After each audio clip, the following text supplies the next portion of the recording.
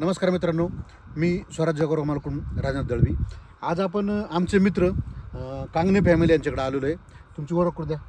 नमस्कार, माझं नाव विलास बेकाजी कांगणे, राहणार नळवडी, तालुका दिंडोरी. तर मित्रांनो, ह्या भागात फोटो काढायचा किंवा व्हिडिओ काढायचा उद्देश असा आहे की ह्या भागात कंटिन्यू म्हणजे आपण 22-23 वर्षापासून पाहतोय. पहिले वेगळ्या व्हरायटी होत्या, तर स्टोरेजवर खूप चांगलं काम केलं जातं आणि खरड ऑक्टोबरला कॉन्स्टंट काम केलं जातं. तर विलासराव, आपण खरड ऑक्टोबरला जमिनीतले ड्रिपचे स्टोरेजला काम प्रॉपर करता? हो. स्टोरेजला त्याला चांगलं काम हो. करता.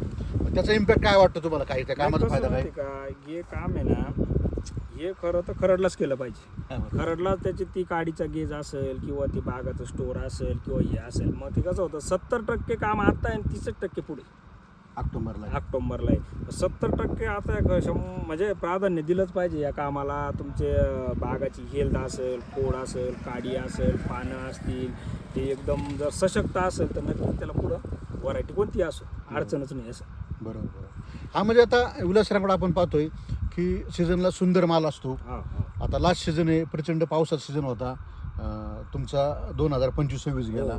आपल्याला प्रत्येक वावरामध्ये टनेज चांगलं निघालं आणि ते टनेज काढून आज 6 जून आहे. बरोबर मित्रांनो, प्लांट हेल्थचा आपण विचार केला, आपण पाहू शकतो. बघा, ह्या काड्या पहा, सगळ्या काड्या 10-12 mm गेज आहे.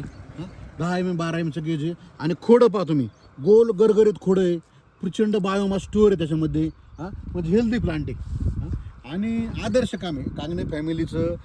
विलासराव सर, कैलासराव आदर्श काम आहे त्यांचं. तर मित्रांनो, स्टोरेजमध्ये जसं आपण माल काढतो तसं तुमचा खोडामध्ये जाडी असेल, वालाण्यामध्ये स्टोरेज असेल, काडीचा गेज असेल, केन मॅच्युरिटी हे खूप गरजेचं आहे. आज 6-7 जून आहे, काडीचा गेज पाहतोय आपण, खोडं पाहतोय. नक्कीच विलासराव, तुमचं आपल्या लोकांना सांगणं काय की तुम्ही खरड ऑक्टोबरचे कामं एकदम प्रामाणिकपणे केलेच पाहिजे. काय होतं माहिती का, पुढं किती करून आहे ना त्याचा फायदा नाही. ऑक्टोबर छाटणीला त्याचं जवळजवळ आहे ना, नाही काय तर 50-40% काम तरी या छाटणीला केलंच पाहिजे. एप्रिल छाटणीला ते डोसा असतील, त्याचं हे असेल, काय तुमचं मार्गदर्शन असेल, त्या हिशोबानं 100% ते काम केलं पाहिजे, जेणेकरून पुढच्या अडचणी नक्कीच कमी येतील.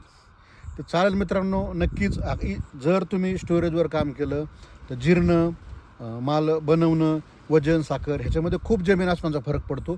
आणि प्लांट हेल्थमध्ये तुम्हाला खोडाची जाडी, काडीची जाडी, त्याची मॅच्युरिटी गरजेची. चला, थँक्यू.